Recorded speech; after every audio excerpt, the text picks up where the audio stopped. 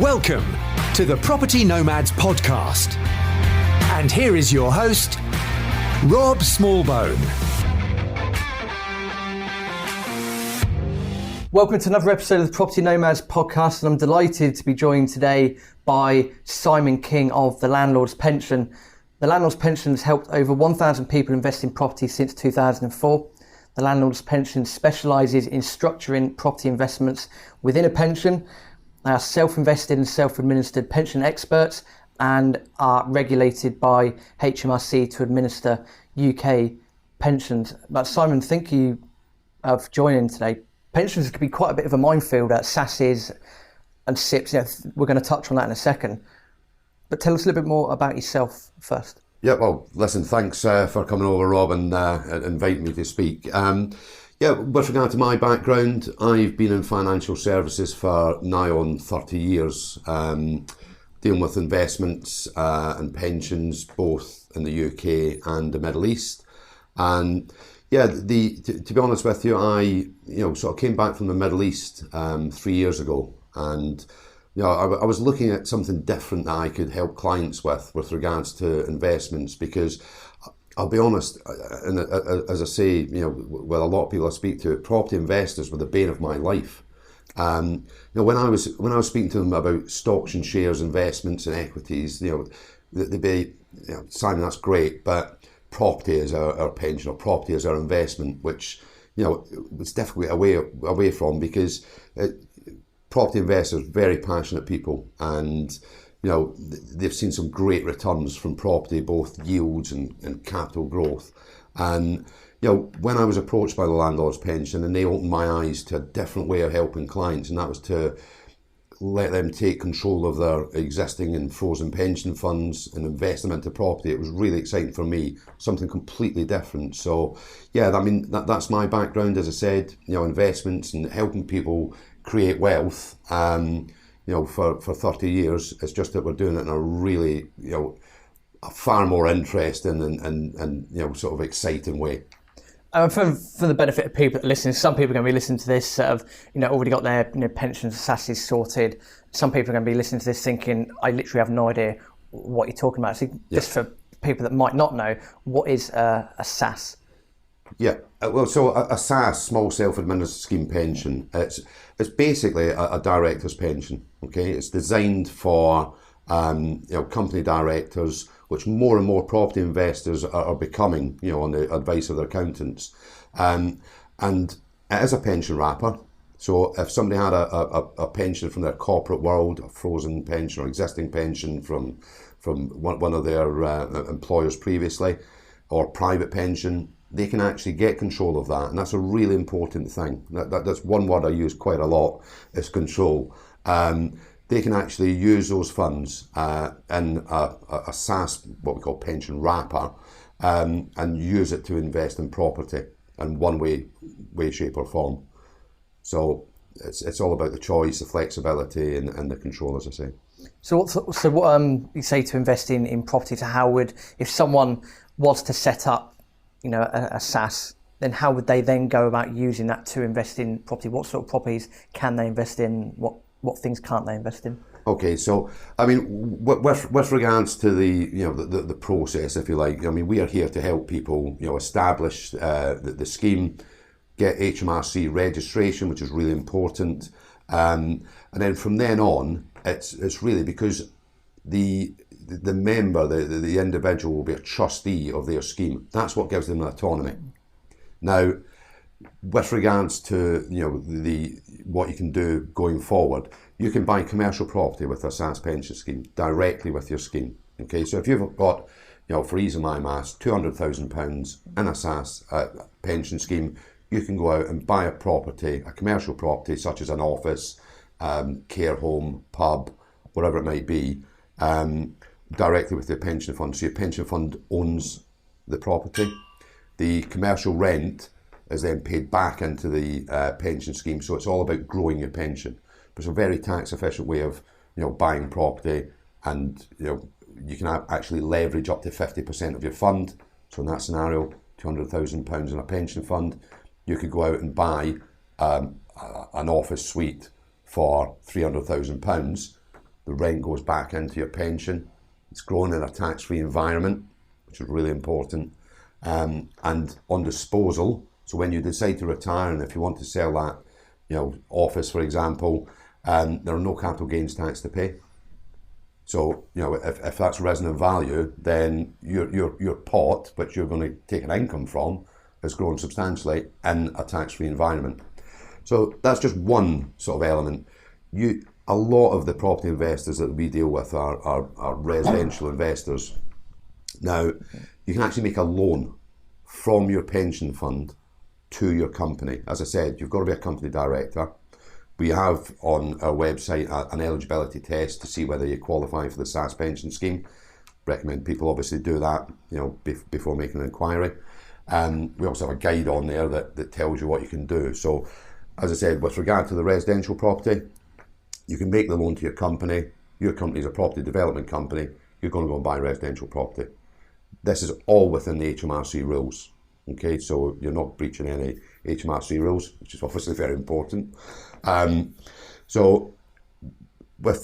are set limits, 50% of the funds. So using that £200,000 as a case, if you like, then you could lend your company £100,000. You can go and buy a residential property with that fund. The loan repayment goes back into your own pension fund. If you look at that as a form of bridging, but you're bridging yourself in a really tax efficient way, then, and you're paying yourself back and growing your pension fund at the same time, what's not to like? And just touching on the eligibility calculator and the guide, there'll be links in the show notes on that as well. So for anyone thinking, cool, I want to go and check that out, there'll be links in the show notes. So go and check that out for yourselves. Great stuff. So that's another element. You can make unconnected third-party loans. So if you've got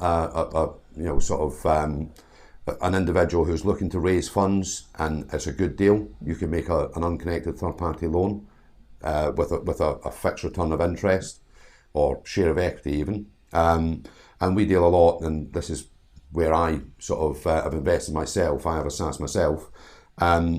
We deal a lot with property bonds, which are basically loans to large property developers with multiple projects, and they offer fixed returns over fixed terms, and you also have a legal charge security of the assets. So you've got that type of security. Now, going back to my previous life, my corporate life, I had pensions that I'd amassed through banks and investment companies I'd worked for.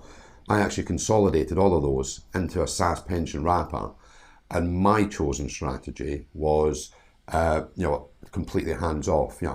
As I said, I was an IFA. I've got a glass back and soft hands. It comes with the territory. But I like the return, but I didn't really want to put the hard work in, and all the dealings with the agents and management companies and so on. So I looked up at a number of property bonds because all I wanted to do was grow that pension. But with the fixed returns, I knew exactly where I was going to be at certain points. So when I reach 55, then I can make a decision. Do I want to continue to invest? Do I want to retire or take a lump sum of money from my pension scheme? And that gives me that facility because I know exactly what my pot's going to be, and with that added security, something I never had with equities. With the added security there, then that gives me a little bit of peace of mind as well. Ultimately, if the equities are invested in, if they'd gone through the hoop, there's no way that I would be getting any funds back because the share value would be zero. Whereas with the security with property, a tangible asset that's there, it'll always have a value. So really important for me. The security you mentioned in terms of a legal charge, are we talking a first charge, a second charge? We have various different charges. Generally we have a first charge on the assets of the developer. We deal with various different property bonds, and it all depends on the client. That's why it's really important to have those conversations about what exactly a client would want to do and want to achieve from their from their SSAS pension scheme. and this is where we come into play. Obviously, we deal with a number of different administrators that are, tailored for the individual client and what they want to achieve, both, short, medium and long term. I think it's absolutely incredible because people might be listening to this thinking, well, that just sounds too good to be true. I mean, we're talking about no capital gains, tax. It's incredibly tax efficient what you can do within a SaaS. Is that quite a common stumbling block that you get with people when people are starting to speak to you about SaaS? Is that they just think that this sounds too good to be true? Yeah, I mean, it's one of those things where people look at their traditional pension schemes, and because they've been offered very little in the way of both returns and security, when they're offered something that offers security and offers good fixed returns, then it does sound too good to be true, because it's what people are used to. They're offered nothing really, apart from a piece of paper and a promise with your traditional pension schemes. Now, when you equate that to property and you speak to property investors, and if you said to a property investor, look, you can get a 9% return over a 5-year term and security that, over a tangible asset, it might sound too good to be true. But then when you actually ask, what are you doing yourself? What kind of returns have you had, both capital appreciation and rental yield? Then the vast majority are going to say, well, we get more than that. So is it really too good to be true? All you're doing is moving the emphasis or moving the investment type from, as I said, a piece of paper and a promise, a share certificate, to a tangible asset that most people, sort of know and understand and like. So is it too good to be true? No.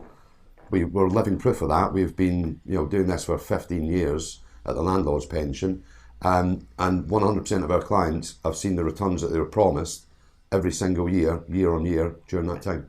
And I think that's absolutely fantastic. I just want to point out, by the way, I'm not suggesting that it is too good to be true. No, far from it. Property is one of those great things. Once you're really involved and you start learning about different ways of doing things, you start to realise that anything and everything is achievable. So, just for the benefit of people that might be listening to this thinking, oh, that does sound too... It's really nice about who you know, what you know, and if you do have that knowledge and work with people like yourself, Simon, that have that knowledge, your life could be, I say a bit easier. I mean that quite flippantly. There's just so much information out there. It's incredible. Yeah, absolutely. And sort of going back, I'm grey enough to remember when somebody would buy a 4-bedroomed property and put a family in where there could be one person paying the rent. Somebody came up with the idea of an HMO, and lo and behold, we're increasing the yields. Then it's really just a transition from what you know and what's the norm to something which is to be honest with you, when you're in control of it as well, something which you can drive and you can make bigger and better choices on. And if you can do that in property, which you won't be able to do with a traditional pension, why not? Yeah, it's definitely one of the big advantages of having SaaS, and again with the security as well. For argument's sake, if you've got a first charge, and I assume that people would do their own sort of due diligence on different projects, deals, companies, etc. But once you've got a first charge in there as well, as you say, if anything does go Pete Tong, to use some Cockney rhyming slang, something wrong, then you're going to have the asset anyway. So it's, I'm not going to say it's pretty much a win-win situation, but you get where I'm coming from that is you're going to get be in control of the asset one way or another. Absolutely, and as I say, if I always use the analogy. If you were invested in British Home Stores, Toys R Us, Carillion, and your share went to zero, if you could go back to those companies and say, look, I know you have assets, so rather than me losing out completely, why don't I take those as a value, and then at least recoup some of my funds? You're not allowed to do that, but when you've got a charge on a physical asset, you can do that. It's really important, as you said, about the due diligence. I would recommend that anybody do their due diligence on our company, on any of the investments that we deal with, or indeed any investment that they're going to make. Due diligence is absolutely completely important. Should always be done. 100% on any deal, on anything, anyone that you speak to, due diligence is important. Simon, in terms of eligibility, you mentioned the fact that you need to be a company director. Is there a certain amount that you would need to start off with SSAS? Is there like a recommended amount, or can you start it off with like tenner? Yeah, so I mean, the vast majority of our clients, what we would say is £50,000 in pension funds would be a minimum, because obviously there are costs involved with setup and annual administration fees and so on, and to make it viable financially for a client, and it's not us being greedy, it's got to be right for the individual. Then £50,000, and that could be 5 pensions with £10,000 each that you can actually pull together and consolidate, or one pension with £50,000 in it, whatever it might be. You do have to be a company director, so you do have to be a director of your own limited company. The other thing with regards to the size of fund or funds is you don't have to be doing this on your own. So if you're a husband and wife, partner, your business partner, wherever it might be, you can actually pull pensions together and consolidate those in a SSAS wrapper. So if you're a husband and wife team with a business partner, the three of you can actually pull pensions together. If one's got 100 and one's got 200, one's got 300, there's £600,000 in a pot which you can utilise to grow, start, expand or accelerate your property business. And each individual contribution is ring fenced, so you will get your proportion when the returns come in. So you're not putting anything at risk by doing that. So for example, if my brother and I, for example, got a sort of trust fund that's going to be passed down at some point in due course. So effectively, what you're saying is, if we've got that and we've got an amount there, then if we were to create a limited company between myself and him, we could effectively create a SSAS out of thin air and just start using that to start investing in property. Yeah, so the with the limited company, it has to be a legitimate limited company. So it's got to be trading or have the intention to trade, because not everybody has got 3, 4, 5 years of accounts. So a lot of property investors, as I said, on the advice of their accountants, are going forward buying in a limited company. So long as you have the intention to trade, or you're a legitimate trading company, then those funds that you can bring into the SSAS pension wrapper, it could be from an existing pension, it could be cash from your company. You've got personal contributions you can make. The other thing with the SSAS is you're not limited to those personal contributions. You can make company contributions. So if you've got a corporation tax liability looming and your accountant saying, look, you need to sort of do something with these funds, you could put that in as a company contribution into the SSAS and utilise it to invest in property. Yeah, because putting money into your pension pot is a tax deductible expense. Absolutely. As well, which not many people realise they probably do now after I've just said it. Well, which is really good. No, it's amazing what you can actually do once you get into the nooks and crannies. We're not just necessarily talking about going in, buy property, renovate property, refurb property, refinance. Of course, that's for a lot of people, that's their bread and butter.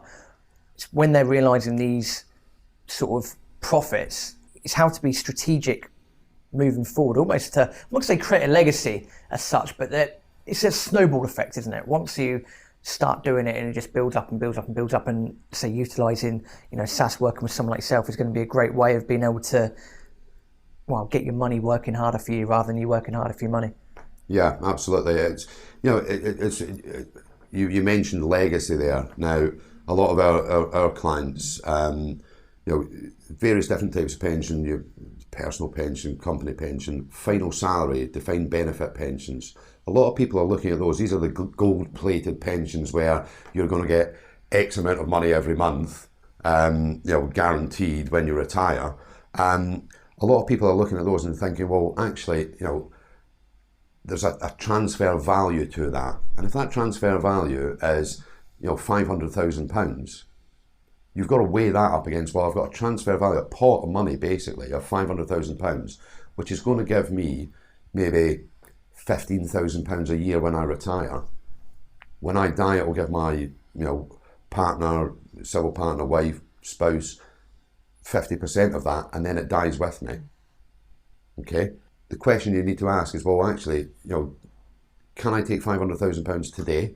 Because you can set up a SAS at any age, so you don't have to be 55. If you're 40 years old and you've got a pension fund, you could actually transfer that into a SAS pension scheme and start investing today. So as I said, if you've got £500,000, would you be able to utilise that and get a greater value than £15,000 down the line? And the other thing, as I mentioned about the legacy, it doesn't die with you. That's always a pot of money. So you'll have an expression of wishes, as we call it, to nominate your beneficiaries, so that, God forbid anything happens to you, then you have created that legacy. So really, really important for some people with final salary pensions. Does that impact in inheritance tax at all? It doesn't. The SAS pension or any pension scheme is a trust which is held outside of your estate. Okay, so it doesn't come into the inheritance tax sort of liability. There are certain rules if you're over 75, tax rules which could impact on that. Having said that, if you have a pot of money there and you're over 75 and you've been retired for 20 years, look, whoever's going to inherit it and pay some tax on it, there's not going to be a huge issue. In terms of differences between SASs and SIPPs, because some people might be familiar with what a SIPP is, but not a SAS is, and vice versa. So can you just go into a little bit more about what the fundamental differences are between the two, please? Okay, so a SIPP, a self-invested personal pension, I'll be honest, you may as well strike the SI off of it because it's a personal pension. Most people don't actually self-invest their self-invested personal pension. They leave it to the bank or the investment or insurance company. The SIPPs are more restrictive with regards to where you can invest. So you don't have that flexibility. And to be honest, they're getting more and more restrictive, SIPP providers, as to what they will and won't allow you to do. You can buy commercial property with the majority of SIPP providers, but not all. And generally you're investing in equities. With a SAS, and if you're a company director, I'll be honest, I would have a SAS all day long, because if you're eligible for it, the SAS will give you, I'll let you do everything a SIPP will. So you can invest in equities, you can buy commercial property, but also what it does, and I'll go back to that word control again, it gives you control over your money. This is money that you've invested, that you've worked for. Why should you leave that to a fund manager or an insurance company to provide you with your income and retirement? You can take control of that. You've got far more flexibility with a SAS. You can do the loan to, as I said, start, accelerate, or grow your property business. You can buy investment grade gold bullion if you so wish. It just gives you so much more flexibility, choice and control over your funds. And control is such an important word. I was speaking to Mark Smith of Cotswolds Barristers recently, based up in Cheltenham, and the point that we touched upon is, you are the CEO of your own company, so you might as well be the CEO of your own money. You might as well have that control and utilise fantastic people around you with knowledge to be able to make your money work harder for you. You are in control at the end of the day. That's how it should be.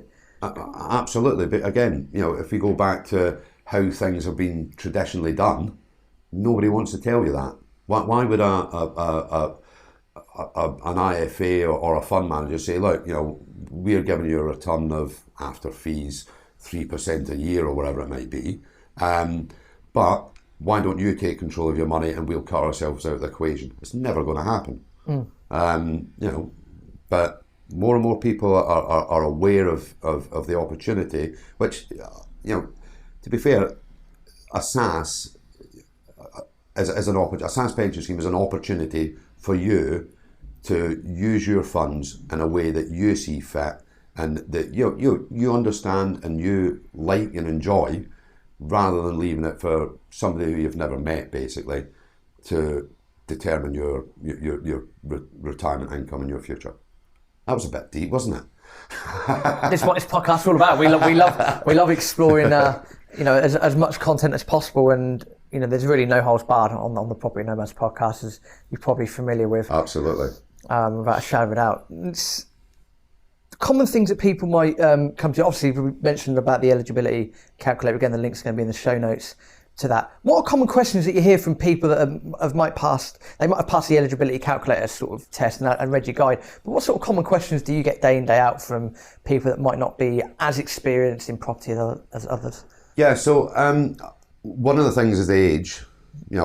Some people will look at it and say, when I'm 55, I'm going to do this because it's a great idea. As I mentioned before, you can actually take control of your pension at any age. You don't have to be 55. 55 is a time when you can take your 25% tax-free lump sum, okay, or an income. But to actually grow it, to actually invest it, you can be any age. So that's one thing that we're often asked. The other thing that comes up quite regularly is, I can only invest in commercial property with a SAS because they've got the SIPP element in their head. Now, when it comes to commercial property and pensions, it's really important to know that commercial property and a pension is deemed by HMRC. So a lot of people say, great, I run an HMO business, it's a commercial entity, I get commercial lending, therefore the HMO is commercial. It's not the case. So HMOs, serviced accommodation, student lets, unless they're directly connected to the university, and holiday lets are deemed as residential. They're not commercial, so you can't buy them directly with your SSAS pension scheme. Basically, if you look at it as if the property has been a residential property or could quite easily be lived in as a residential property, according to HMRC, it's residential. Having said that, if you're looking at that type of business, then there's the loan facility, because remember, you're making a loan from your pension fund to your pension fund bank account to your company's bank account, and if your company's buying residential property, it's exactly what you're going to go and do with it. Just sounds so incredibly tax efficient. It's brilliant. Yeah, it's just great. I'm a jock. If I can pay less tax, I'm all for that. Well, I think I've insulted Man United fans, people from Swindon, but I'm not going to start insulting Scotland. I can. Fine, feel free. Feel free. I won't do that. It might create issues further on down the line. In terms of mixed use units, then, because obviously touched on HMRC deem XYZ as residential, and touched on commercial aspect, obviously buying pubs and so forth. So where does a shop with a flat above it, where does that sit in terms of investability? Yeah, so I mean, in that scenario, and again, we have a lot of conversations about a shop and top. What you're looking at there is splitting the title. Okay, so your pension could directly purchase the commercial asset on the ground floor, let's say, and as long as the title's split, there's separate access to the residential above. You could then do a loan to your company and buy the residential above. So would the title have to be split before purchase, or can that be? Yeah. Or on purchase. On purchase, it gets split. Okay, so it is that aspect of investing is achievable through SSAS as well, which is good. Absolutely, and we've got lots of clients that do that. In terms of what makes the landlord's pension different, because people that might be familiar with going to various events, people, a few people speaking about pensions here, pensions there, SSAS is here, SSAS is there. What makes yourselves different from anyone else?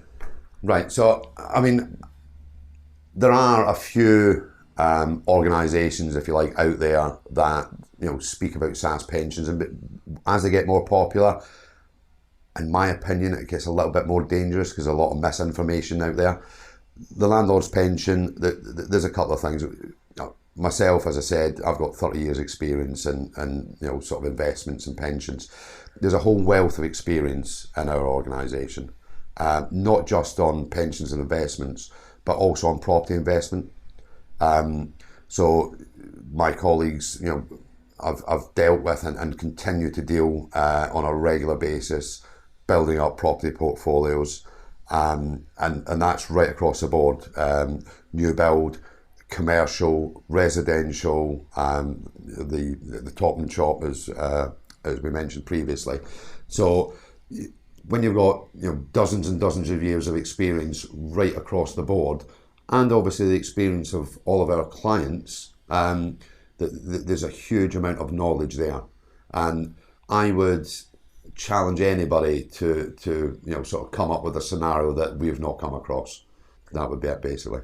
In terms of what you just touched upon there, so it's important to restate, as with anything in life. If you listen to this, you're thinking, it's great, let's get started. Do your own due diligence, as well. Not just on, due diligence on. I've got to stop saying that word. The words due diligence on anything, whether it's pension providers, different property, purchases as well. You're going to have to do your own homework on it, and that's important to reiterate.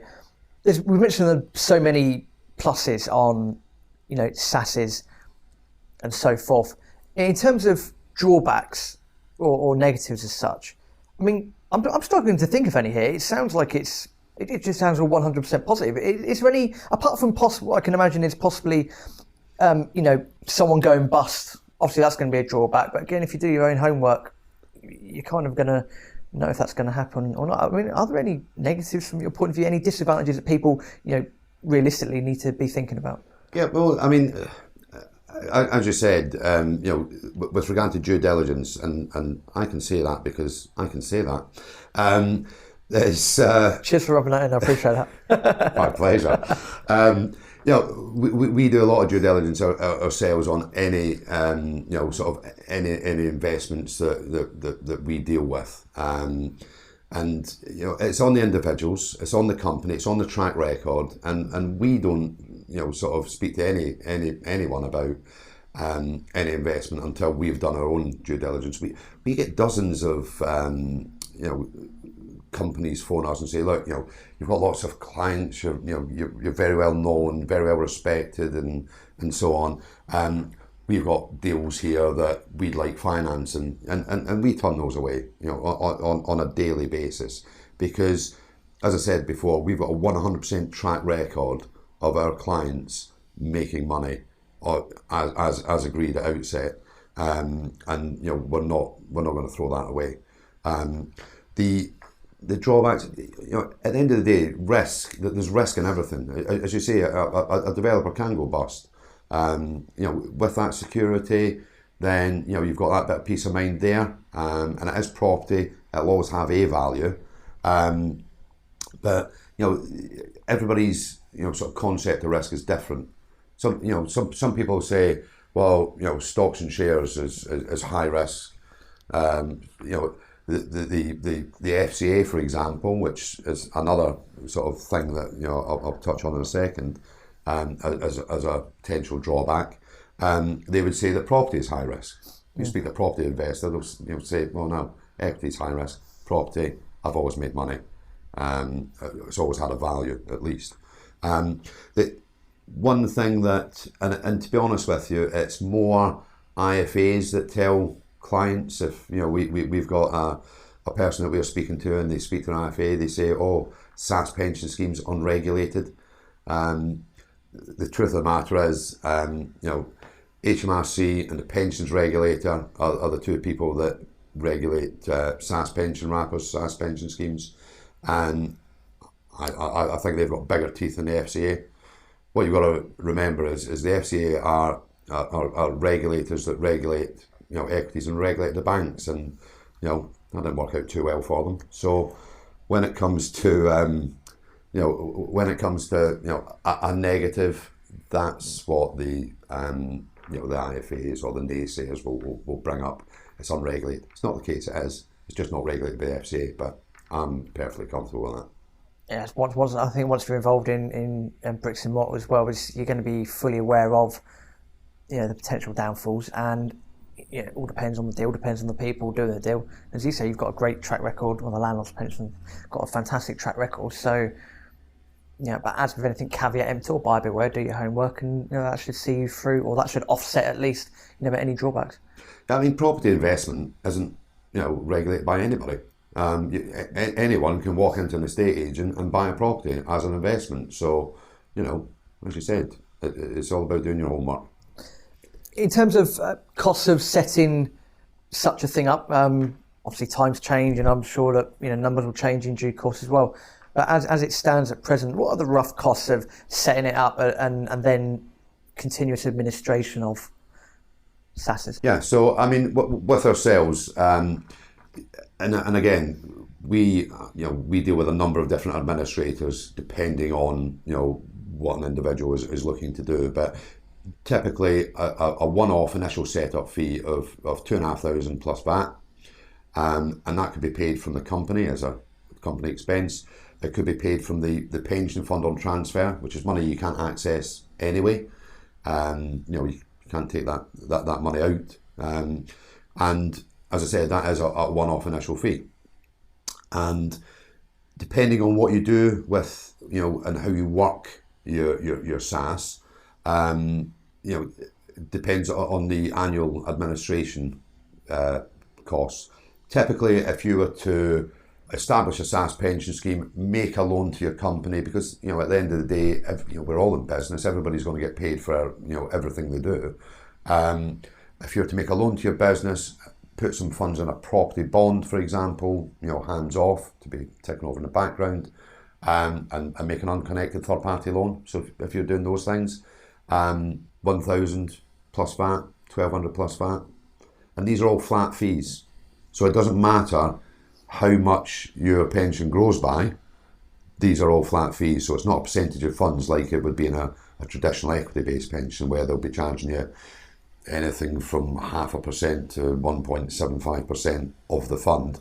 If they make more money, or if you make more money, they make more money. If you lose money, they still make money, just not as much, which is cold comfort. So as I said, flat fees. And when you look at the returns, as I said, if you're looking at 10% and a year, and you've invested, £100,000, to pay £1,000 for the privilege of that. Good investment. Well, that's the way to look at it. It's not the cost of doing something; it's the investment in doing something. So if you're going to invest, call it £1,500 total, and you're going to make £20,000 at the end of it, that's not bad ROI, if you ask me. Yeah, I mean, it's the cost of not doing it that has more impact. Leave it where it is, and get what you're going to get. And if markets crash the sort of week before you're due to retire, then it's never going to happen. You can just let inflation erode it away over the course of time, which is not a good thing, which is scary actually think about it. I don't think many people realise that. Inflation's almost like the ultimate tax. It's like the silent tax. People just don't realise it. Yeah. In terms of returns, and again, I can imagine it's going to be dependent on each deal and so forth. On average, what are the clients of the Landlords Pension seeing? A rough percentage of return per year? Okay, so on average, I would say 10% per annum, fixed returns. We've got and it all depends on where you're looking to invest and the term that you're looking to invest in. But typically, it's between 7% fixed return per annum to 12% fixed return per annum. So if you look at 10% on an average, then that's where we're at, and that's what our clients have been enjoying for the last 15 years. Again, you've got to look at the alternatives. That's what you can earn in a SSAS pension scheme. If you're making a loan to your company, then that's over to you how much profit you're going to be making. Again, going back to the control and being master or mistress of your own destiny, that's your choice. But yeah, I mean, if you look at what you've been getting from the returns of a traditional scheme, or where it might be sat at the moment, on average over the last 20 years, according to Hargreaves Lansdown, the FTSE 100's returned 3% net. So over to you and the listeners and their choice, really. Wow, I didn't realise it was that low. That comes from their own website as well. It's not just me plucking figures out there. Wow.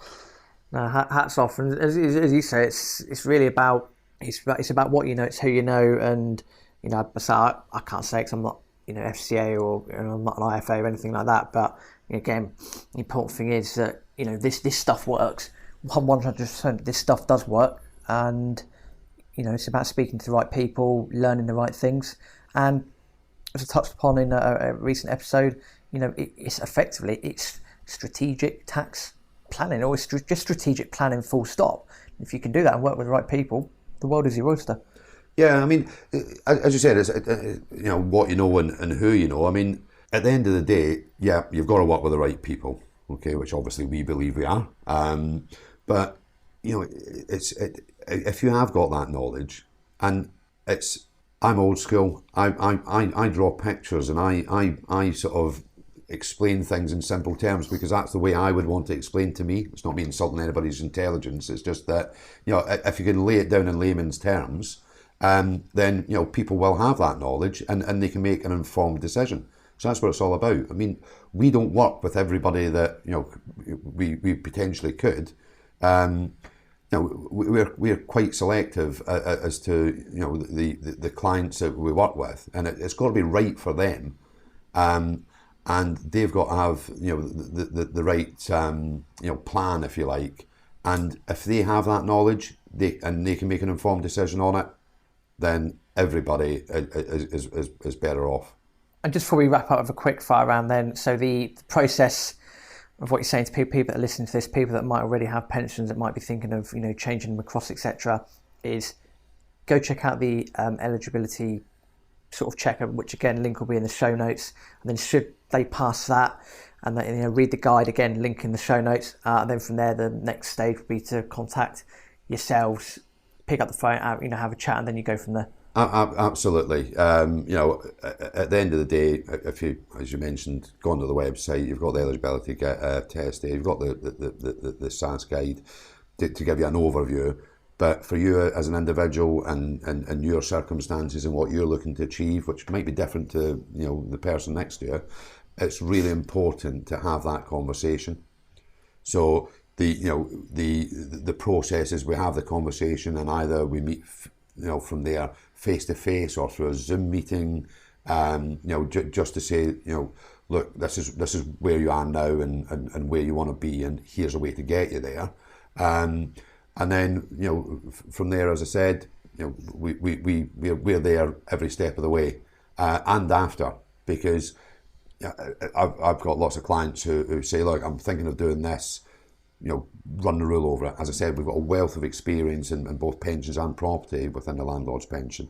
There's nothing that somebody here hasn't done. It's an ongoing relationship with our clients. It's not a matter of we set this up, thanks very much. It really is a journey. I know they use that word all the time, property journey, unless you're in Harrogate or somewhere posh where it's an odyssey, then it's certainly not in Glasgow. What would you call it in Glasgow? Oh, no, you don't want to know. We're there for the long haul. At the end of the day. So yeah, that's the initial process, and absolutely, send us an email, give us a call, and one of the team will be more than happy to help if we can. Yeah, just to resonate on that, property is a people business at the end of the day. So it is about working with each other. It is about those long-term relationships. So completely understand where you're coming from. We'll put all the links in the show notes for the calculator and so forth, contact details, website as well. Again, that will all be in the show notes.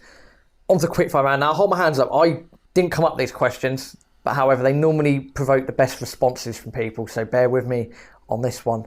A couple of quickfire questions to wrap it up. What would be the one piece of advice you would give someone that is in limbo over making a decision? I would say go with your gut instinct. For me, you regret the decisions you didn't make more than the ones you did.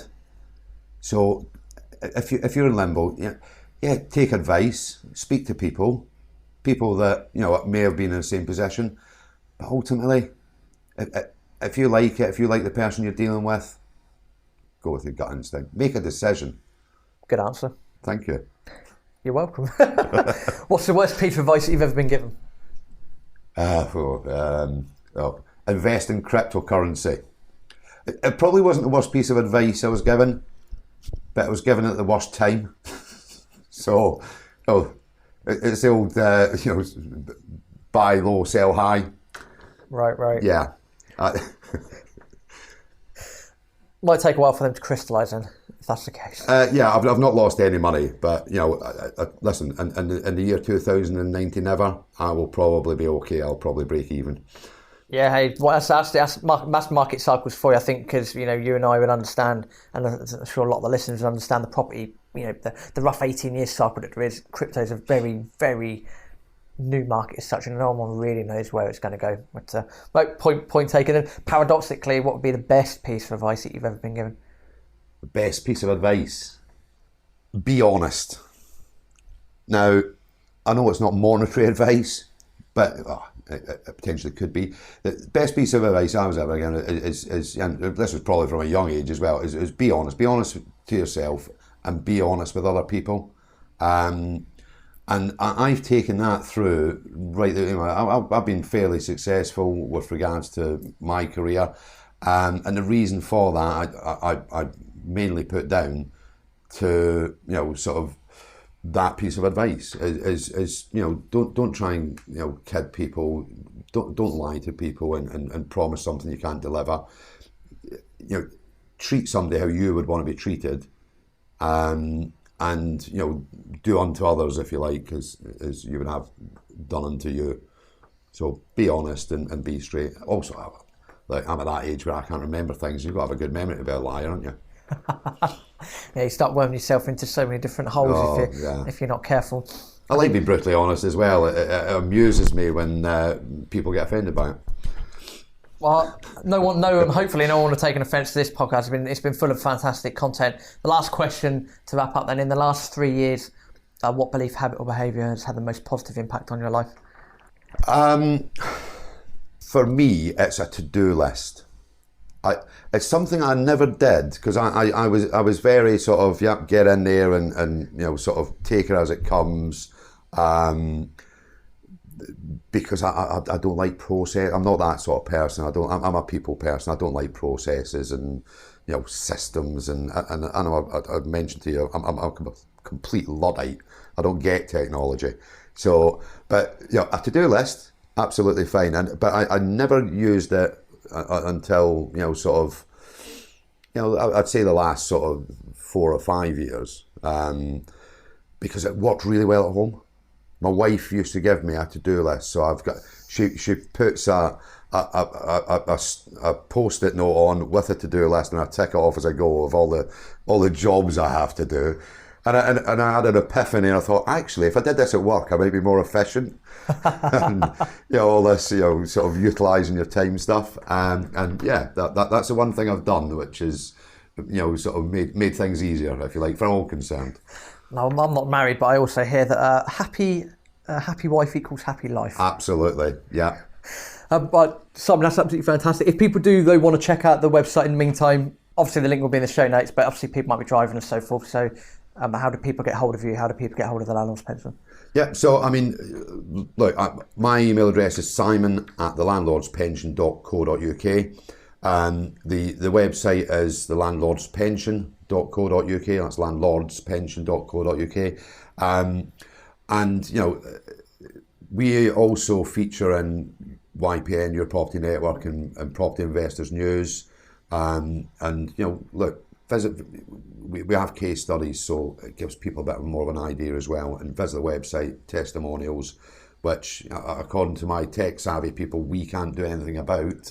These are absolutely genuine, and we can't doctor them, unfortunately. Luckily, it's all 5 stars, so it's all good. So yeah, have a look on the website, drop me an email, and if we can help, as I said, myself or any of my colleagues, then be more than happy to. Well, wonderful, absolutely fantastic. Thank you very much for your time. Really enjoyed that. Thanks very much for coming over, Rob, and been great being part of the Property Nomads.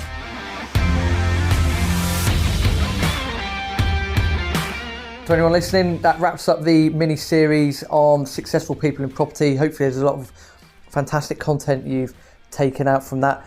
Keep your eyes out there in the next few weeks. Matt's doing a mini-series on successful business people, so there's going to be some fantastic interviews lined up on that. And just as a reminder, my book is out on Wednesday the 10th of July, working title. Haven't quite figured out what it is yet, but it's all about buying a buy-to-let property. But hopefully that mini-series has been absolutely fantastic value to yourself. Keep listening.